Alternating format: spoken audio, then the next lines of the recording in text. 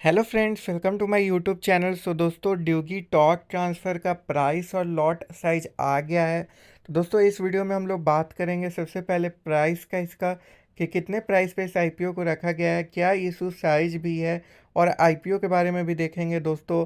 और सबसे इम्पोर्टेंट इसका पी रेशियो भी देखेंगे दोस्तों। फिर हम लोग डिसाइड करेंगे कि इसमें हमें अप्लाई करना चाहिए या नहीं करना चाहिए। साथ में दोस्तों बतला दूं आपको कि ग्रे मार्केट प्रीमियम भी इसका स्टार्ट हो गया है। तो काफ़ी इन्फॉर्मेटिव वीडियो रहेगा, क्योंकि बहुत दिनों बाद कोई मेन बोर्ड आईपीओ आया है, लगभग 2 महीने बाद। तो पूरा डिटेल में देखेंगे इस कंपनी के बारे में। So let's start this video. अगर दोस्तों आप मेरे चैनल पे पहली बार आए हैं तो प्लीज़ चैनल को सब्सक्राइब कर लीजिएगा और वीडियो को लाइक कर दीजिएगा। तो दोस्तों, ये आईपीओ जो है वो 1 मार्च से 3 मार्च तक रहेगा दोस्तों।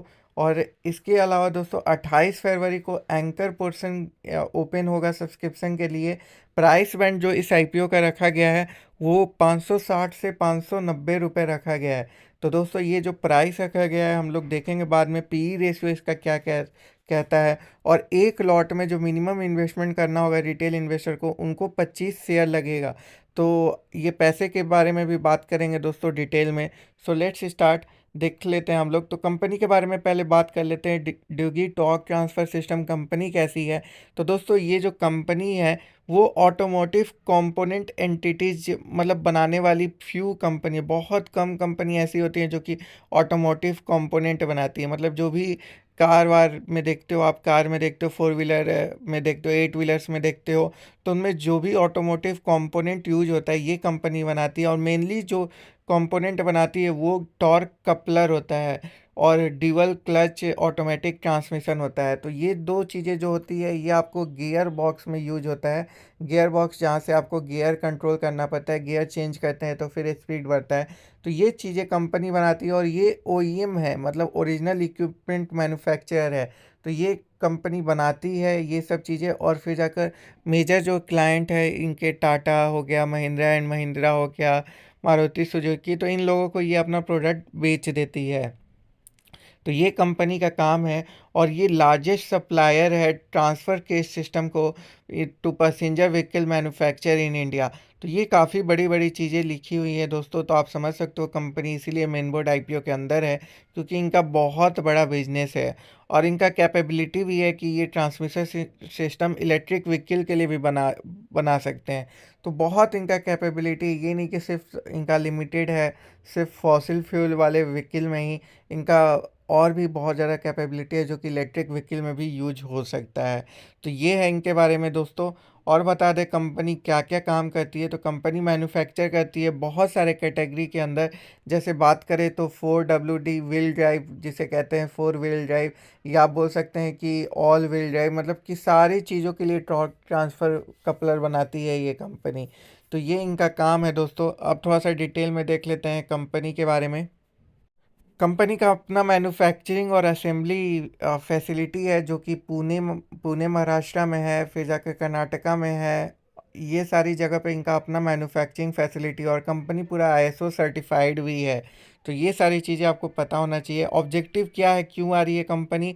तो इनको फ्रेश इशू चाहिए, कुछ फंडिंग चाहिए इनको, ताकि ये कुछ मशीनरी और इक्विपमेंट परचेज कर पाएँ अपनी ज़रूरत के लिए। अब दोस्तों आईपीओ के डिटेल्स के बारे में बात करते हैं। तो 1 मार्च से 3 मार्च तक ये आईपीओ रहेगा। और इशू साइज जो है ये 412 करोड़ का है। इशू साइज 412 करोड़ बहुत बड़ा इशू साइज होता है दोस्तों। तो 412 करोड़ का आईपीओ साइज है, जिसमें से फ्रेश इशू 180 करोड़ का है और बाकी ऑफर फॉर सेल है 232 करोड़ का। तो नए शेयर 180 करोड़ के लाए जा रहे हैं। बाकी प्रमोटर अपना क्या कर रहा है, हिस्सेदारी बेच रहा है 232 करोड़ का। तो ये जानने वाली बात है। तो ऑफर फॉर सेल 50% से ज़्यादा है। फेस वैल्यू 5 रुपये पर शेयर है। और इसमें जो इशू साइज है जो आपका 412 करोड़ का है, उसमें क्यूआईबी का पोर्शन 75% है, नॉन रिटेल का 15% है, और रिटेल का 10% है। इसका मतलब आप समझ सकते हो क्यूआईबी के लिए 309 करोड़ रखा गया है, नॉन रिटेल के लिए 61 करोड़, और रिटेल के लिए सिर्फ 41 करोड़ रखा गया है।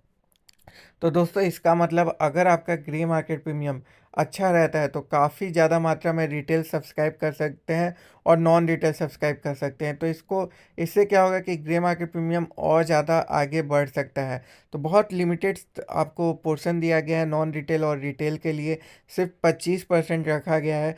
तो काफ़ी ज़्यादा सब्सक्रिप्शन होने के चांसेज हैं अगर आपका ग्रे मार्केट प्रीमियम बेटर रहता है तो। फिर बात कर लेते हैं दोस्तों प्राइस बैंड।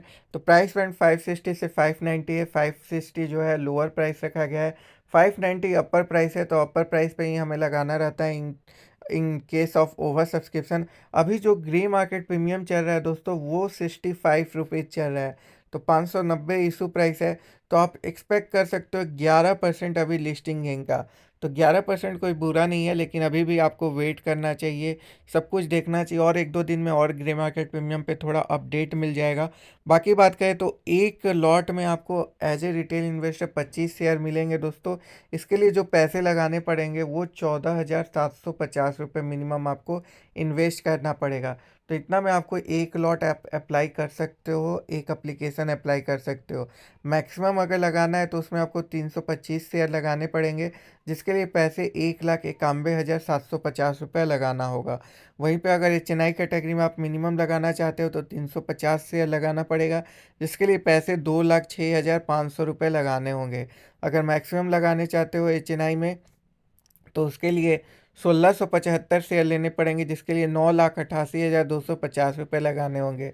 अगर बिग HNI एप्लीकेशन लगाते हो तो 1,700 शेयर और उसमें 10 लाख से ऊपर का आपको पैसे लगाने होंगे इस IPO में। ये हो गया दोस्तों IPO के पूरे डिटेल्स। अब देख लेते हैं टाइम टेबल इनका क्या है। तो दोस्तों 1 से 3 मार्च तक IPO रहेगा। 9 मार्च को आपको अलॉटमेंट आएगा। अलॉटमेंट कहाँ आएगा? तो इस कंपनी के registrar LinkedIn time India private limited, तो इसी के वेबसाइट पे जाके आपको अलॉटमेंट स्टेटस चेक करना होगा अगर आप इसमें अप्लाई कर देते हैं तो।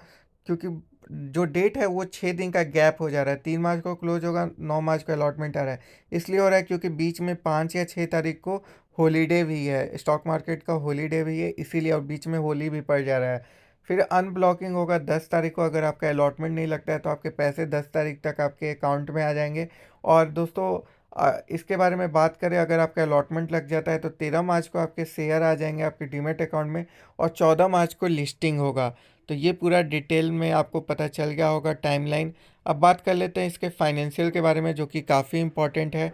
तो दोस्तों अगर यहाँ पे हमारे पास टोटल इनकम है, नेट प्रॉफिट है, EPS है और रिटर्न ऑन नेटवर्थ है, तो सबके बारे में बात करेंगे। 2020 के फाइनेंशियल देखें तो कंपनी का टोटल इनकम 170 करोड़ था, जो कि काफ़ी बढ़िया है। फिर उसके बाद बात करें 2021 फाइनेंशियल ईयर तक, तो कंपनी का जो टोटल इनकम हो गया वो 195 करोड़ हुआ।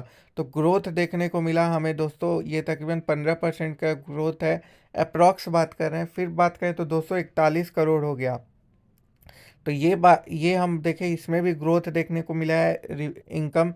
और ये कितना ग्रोथ हुआ है? तो ये भी 30% के आसपास ग्रोथ हुआ है दोस्तों। 20%, सॉरी, 20 से 22%। तो year on year wise total income में आपको ग्रोथ देखने को मिला है। नेट प्रॉफिट के बारे में बात करें तो 28 करोड़ था, फिर 38 करोड़ हुआ, फिर 46 करोड़ हो गया।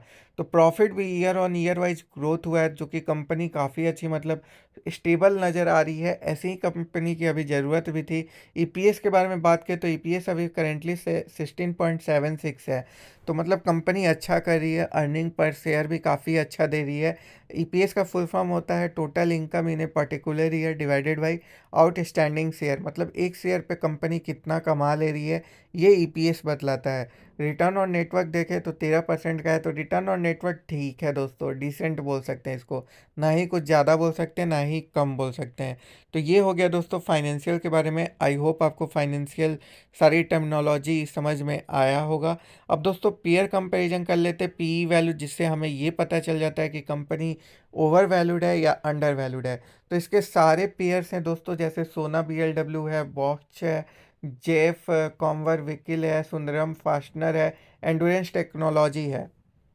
तो अगर देखें इस कंपनी का, मतलब कि ड्यूगी टॉर्क ट्रांसफ़र का, तो दोस्तों आपको पता होगा इसका पी रेशियो, मतलब 590 के प्राइस पे इसका पी रेशियो 35.20 है पी रेशियो। अगर बात करें वहीं सोना BLW का, जो कि 2020 में IPO आया था, इसका 73.52 पी रेशियो है। फिर बॉश का बात करें तो 41.44, जेएफ कॉन्वर का 124, सुंदरम फास्टनर का 45, एंडुरेंस टेक्नोलॉजी का 44।